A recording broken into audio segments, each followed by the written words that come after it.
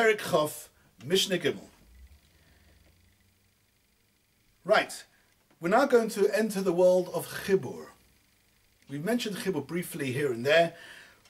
When two things are mechuber, then generally they are able to transmit tumah one to the other. So let's look at this. Says the Mishnah, Makal sha'asoi beis yad lekurdum, Chibur letumah b'shas malacha. We go straight to the complicated din. If something is a proper chibur min haTorah, there are two conditions that need to be fulfilled for two things to be regarded as being mechuber min haTorah. A, the chibur must be of a permanent nature; it must be kavua and not aray. B, the chibur must be such that the purpose of the chibur is actually that the two things, or at least one of them, B, helps A do its job. There is a tachlis to the chibur. The case of chibur we're dealing with this Mishnah is, it fails these tests because we're dealing here with a stick, makal, shasoy beis yad lekurdum, you have a chopper, an axe, the handles come off, so you pick up a stick in the garden, ram it into the hole, and temporarily you have an axe. But your intention is that one day, when you finish chopping, whenever, you just take the stick and chuck it.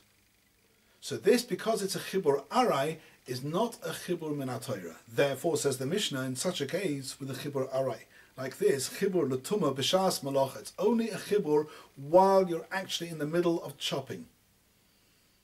It's a chibur midrabanan, and they said it's only a chibur b'shas malacha. As soon as you finish chopping, you put the axe down. Although you've left the handle in, the handle is no longer a chibur, and if a sheretz were to touch, for instance, the handle, the axe would not become tomei. Similarly, if the axe became tomei because the sheretz touched it, touching the handle wouldn't transmit the tumah from the kli to the oichel and mashkin, for instance, which touched the kli. In a similar case, hadiyuster chibur l'tumah b'shas malacha. Let me try and explain what a diyuster is.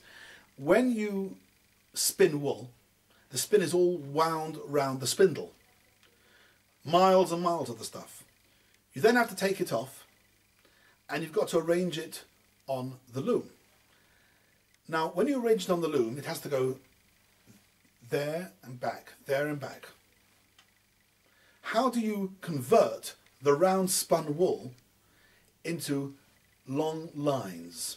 So if you have a stick, a pole, at the end of the pole, you have two pegs. One going out like this, and the other one going out at a different angle, right angles. So you have an L shape, and the top of the L, instead of carrying on the Z shape, it actually goes back on itself. So it ends up, if you can see me here, like this, and up, and then like that. And that is called the diyustar. Diyustar means two sides. Diyustar. Star is Aramaic for side. The main thing are the metal pegs. Because they're matches, that's why this tool is makabel tumah, because of the metal pegs. However, we're dealing with the stick in the middle is the bit, which is temporary. You've got your two pegs, and you choose, temporarily, you choose a piece of wood in which to knock in the pegs, and then you have your diyustar. When you finish, when you want to chuck the piece of wood, you chuck the piece of wood away, put the pegs in your pocket, and then find another piece of wood in which to put your pegs. Says the Mishnah, because the wood is only a chibur to the pegs, the wood is only mechaber the pegs temporarily, therefore it's a chibur l'tumah only b'shas malacha, while you're actually arranging. I didn't actually tell you what this thing is for again. So when you take your spun wool off the spindle, you then tie it round the diyustar in a letter, in a figure of 8. Like that. And when it's all done, you then remove the whole thing and are able to put it straight onto the loom. But because you're going to chuck the piece of wood, therefore the piece of wood is a chibur to the two pieces of metal, only b'shas malacha. As soon as you finish doing whatever you have to do, it's no longer mechuber, even though they physically are connected. Weiter the Mishnah.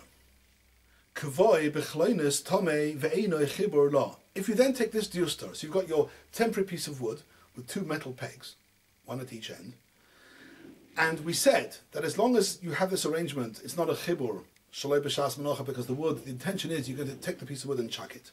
However, if you take this whole diyustar and you give it some sort of permanence by fixing it to a beam, a pole, which is stuck in the ground or lying around, a big heavy pole, big heavy beam, and you take your duster and you fix it to the beam. Fixing it to the beam has now proved that this duster is now not a temporary arrangement. You're not going to chuck that piece of wood away so easily because it's now fixed to something else. Therefore, the wood is now more kavua to the two pieces of metal, and therefore we have a chibur min ha-Torah, and therefore the pieces of metal, the pegs, and the wood joining into the middle are mechuber for all purposes, and that's called tumah. That means if you touch the pegs, it transmits tumah down the length of the wood and across to the next peg, and if you touch the wood, it's all a chibur. That's what is meant by the word tumah. But for eino chibur lo, this whole duster, although it is mekabel tumah and is all mechuber to itself, it is not a chibur to the kloinus. This is an important rule. Although, of course, it's fixed to the kloinus, but the kloinus doesn't actually serve any purpose of the actual function of the duster. The duster operates quite nicely when it's off the kloinus. It's just there, you just placed it there or fixed it there. Because the kloinus doesn't actually serve a function of the actual masa of the duster, therefore the kloinus isn't, the beam, whether it's mechuba lekarka or not, is not called mechuba to the duster. Touching, in the case where the duster is tomei, touching the kloinus wouldn't make you tomei, or in the case where a sheretz touches the kloinus, that doesn't make the duster tomei. Next case, asa loy duster. We've only got the beam now. We've got a big beam, and it's touching a duster to the beam. Asa loy duster, you actually make the duster on the beam itself. You use the beam as the duster, sticking your two metal pegs at each end of the beam, or maybe halfway up the beam and all the way up. Then the din is ein tomei ela tzorchei.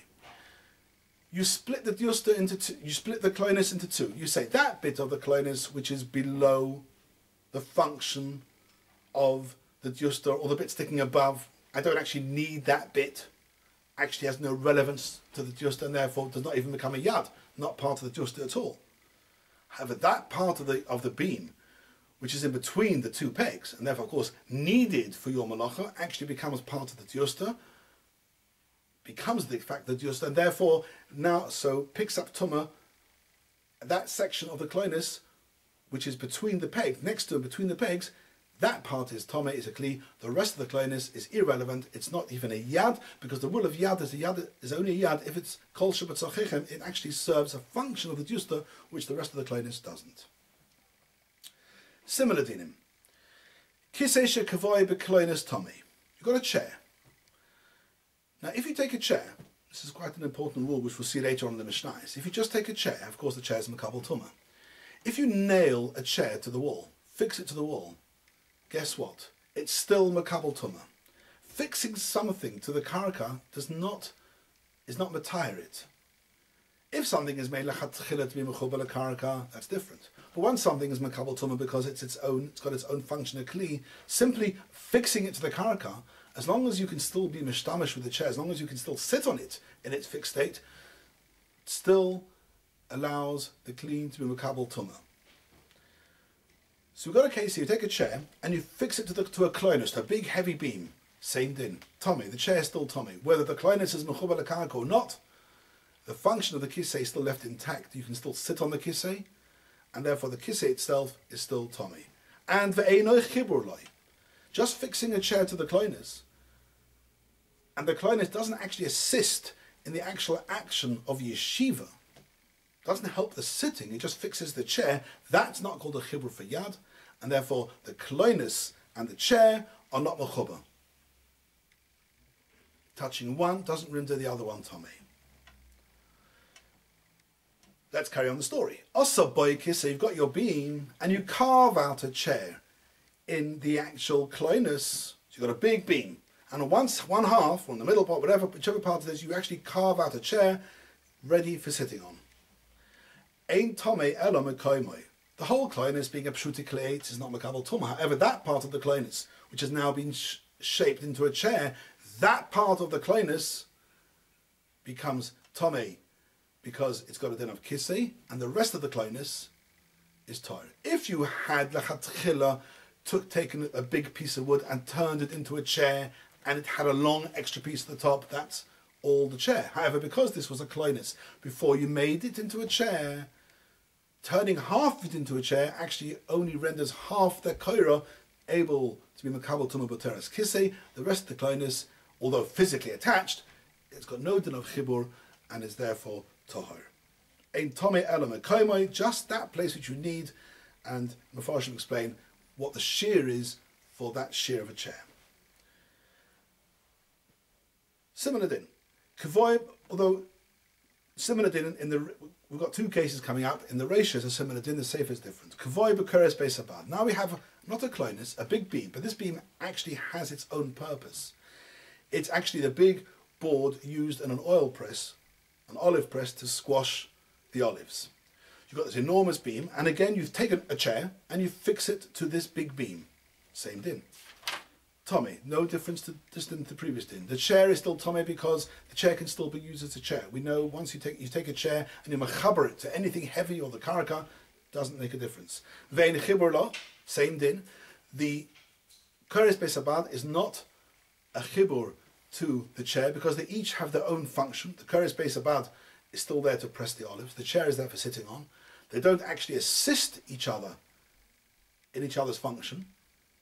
Therefore, the chair is not a chibur to the koira. However, here it's different. Also, Borosha Kisei, in the koira beisabad, you actually carve out a chair. In this case, you've lost the whole identity of the chair tohar, because now we're going to take you back to the rule we had at the beginning of the perek. When you have a kli, which has got two functions, it's got a function of medras the kisei, and it's got a function, its primary function is not that of yeshiva. And there's a contradiction here, a disturbance here between the two functions, i.e. you can't sit on the chair while you press the olives, and pressing the olives is the main function of the koira. Therefore we have the rule, it's tar in ganzen, because if you want to sit on the chair, you have to get off, you have to say stand up, so that we can then do the malacha of the keres beisabad. And because the keres beisabad has its own identity primarily as an olive press, therefore the medras part of the chair is bottled in ganzen under the rule of amoid v'nases malachteinu. That was quite a difficult mishnah, and